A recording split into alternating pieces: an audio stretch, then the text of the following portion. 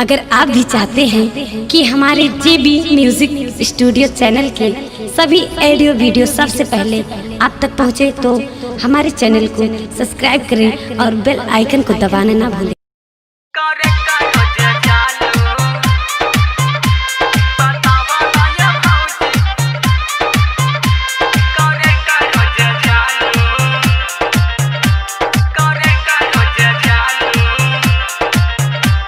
Recording by JB music studio Sant Kabir Nagar.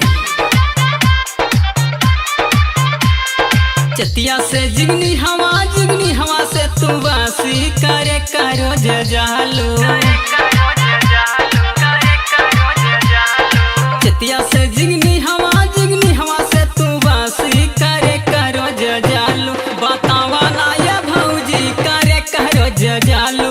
बतावा ना या भौजी करे करो जजालो। बासी से डिड़ई से तू रोधवली करे करो जजालो।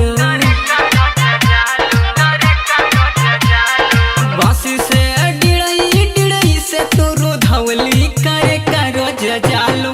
बतावा ना या भौजी करे करो जजालो। बतावा ना या भौजी करे करो जजालो।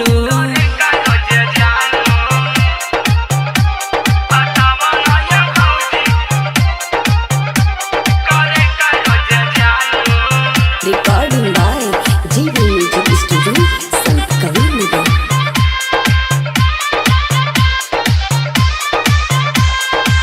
घूमी घूमी मजा खोबा लेलू नौगढ़ जिलहरामा। डरेलू न केहू के तू घूमेलू अकेलहरामा। घूमी घूमी मजा खोबा लेलू नौगढ़ जिलहरामा। डरेलू न केहू के तू घूमेलू अकेलहरामा। भैया के कमाइल उड़ावा पना सौवा करे करो जजालो।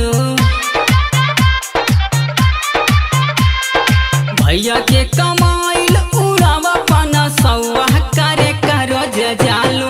बतावा ना या भौजी करे करो जजालो। बतावा ना या भौजी करे करो जजालो।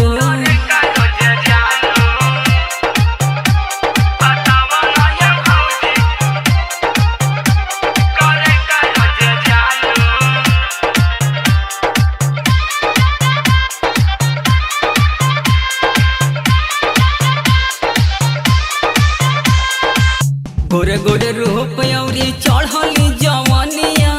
चौताड़ू रोहट पे हिलावत तो कमरिया। गोरे गोरे रूप औरी चढ़ली जवनिया। चौताड़ू रोहट पे हिलावत तो कमरिया।